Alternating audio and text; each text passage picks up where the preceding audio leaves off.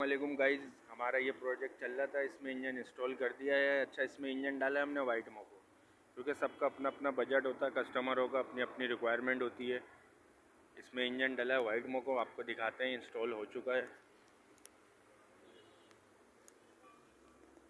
बस इसकी फ़िटिंग चल रही है। ये माउंट लग चुका है, ये वाला माउंट लग चुका है, बाकी फ़िटिंग चल रही है इसकी।